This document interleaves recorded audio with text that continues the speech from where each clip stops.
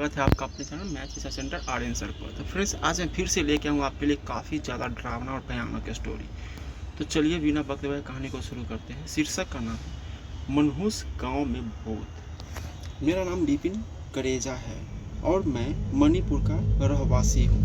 मैं कुछ समय तक मुंबई में रहा हूँ क्योंकि मुझ पर फिल्म डायरेक्टर बनने का भूत सवार था। थोड़े दिन तक असिस्टेंट फिल्म डायरेक्टर का काम भी मिला, पर जैसा सोचा था वैसे सफलता हाथ नहीं लग रही। इसलिए मैंने फिल्म डायरेक्शन का काम छोड़कर राइटिंग का काम शुरू किया। ग्रुप बन चुका था, इसलिए काम आसानी से मिल रहा था और स्क्रिप्ट ऑनलाइन ही ग्राहकों को भेजना होता था, तो यह काम इंटरनेट की सहायता से किसी भी तरह से किया जा सकता था। एक बार मुझे हॉरर स्क्रिप्ट लिखने का ऑफर आया जिसमें गांव की कहानी सेट करनी थी। तो मैंने सोचा कि रियल लोकेशन वाला फिल्म लाने के लिए किसी गांव में कुछ दिन रहे ताकि कहानी अच्छी बन सके। आगे काफ़ी सोच विचार करने के बाद मुझे किसी ने सुझाव दिया कि उत्तर प्रदेश में चंदनपुर गांव है जहां पर कई लोगों को भूत प्रेत के अनुभव हुए। मैंने फौरन वहां की टिकट करवाई और अपने लैपटॉप के साथ वहां जा पहुंचा। बस ने मुझे किसी कच्चे रास्ते पर दिया। वहाँ आसपास कुछ पेड़ थे और एक सकरा रास्ता।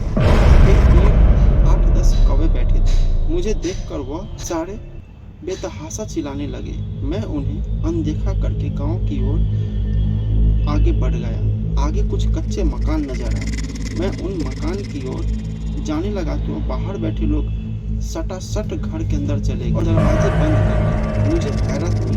मैं वही एक मकान के पास झाड़ के नीचे बैठ गया, किससे मदद मांगूं। तभी अचानक मेरी नज़र ऊपर पेड़ की डाल पर गई। वहां पर एक डरावनी काली बिल्ली बैठी थी जो मेरी ओर ऐसे घूर कर देख रही थी जैसे मेरा शिकार कर रही। मैंने उसे डराने की कोशिश की तो वह उल्टा मुझे ही घूर कर डराने लगी। कुछ देर बाद मैंने उसको अनदेखा कर दिया और फिर से वही बैठ गया।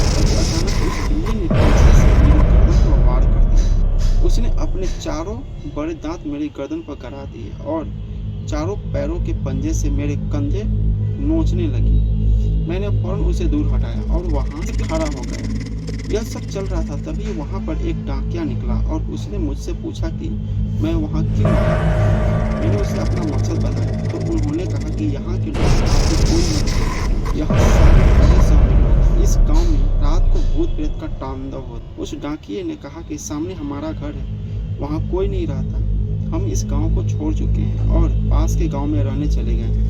आप चाहें तो मैं उस बंद कमरे घर की चाबी आपको दे दूंगा। मैंने फौरन हाँ बोल दी क्योंकि वही मेरी सबसे बड़ी समस्या थी। अब गांव में एक घर मिल गया और आगे फौरन मुझे अपना काम शुरू किया। गले पर मरहम पट्टी करके मैंने काम शुरू कर दिया। कौवे वाली बात, बिल्ली वाली बात, लोगों के घर में चले जाने वाली बात और भूत प्रेत की अफवाहें, इन सबको तालबद्ध तरीके से मैंने लिखना शुरू कर दिया।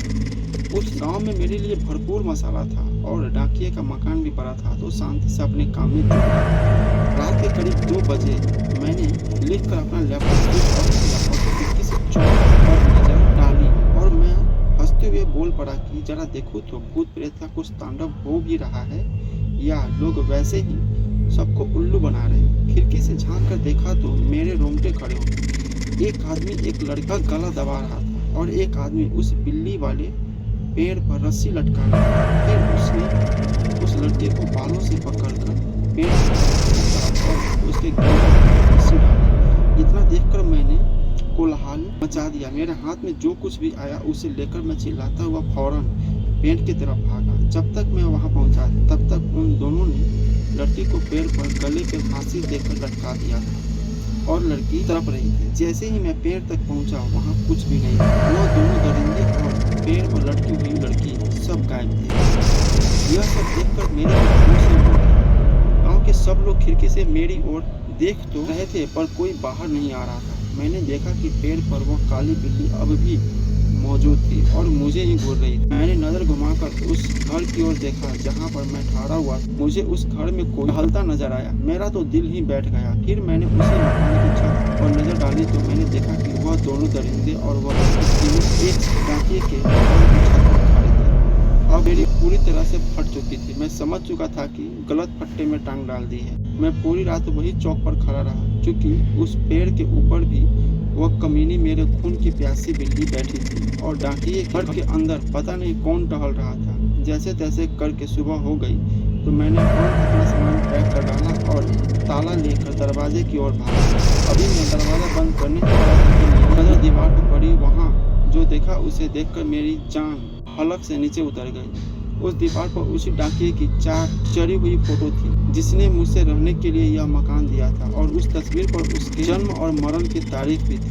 वह डाकिया 20 साल पहले मर चुका था। मैं जिससे मिला हुआ उसका प्रेत था। अपना बैग हाथ में लिए ताला चाबी वहीं फेंक कर मैं दौड़कर उस गांव से भागा। पास के गांव पर चाय की दुकान वाले को उस मनहूस गांव का रहस्य पूछा तो उन्होंने कहा कि पेड़ के पास दिखने वाली लड़की उसी डाकिये की बेटी है, जिसे इसी गांव के सरपंच के 2 बेटों ने मार कर लटका दिया था, और डाकिये ने अपनी बेटी की मौत का बदला लेते हुए सरपंच के दोनों बेटों को मार डाला था। फिर सरपंच के डर से खुद जहरीली दवाई तभी से पूछाणों की आत्मा इस गांव में भटकती रहती है और तांडव मचाती रहती है। वहां जाने पर कहानी तो अच्छी मिल गई, पर जिंदगी में कभी ऐसी भूतिया जगह पर रियल हॉरर स्टोरी खोजने कभी नहीं जाऊंगा। यह सब बातें फिल्मों में ही इंटरेस्टिंग लगती है, हकीकत में अनुभव होने पर जान निकल जाती है। तो फ्रेंड्स, कैसा लगा स्टोरी प्लीज़ कमेंट करके बताइए और हमारे चैनल को सब्सक्राइब जरूर कीजिए। मिलते हैं अगले स्टोरी में।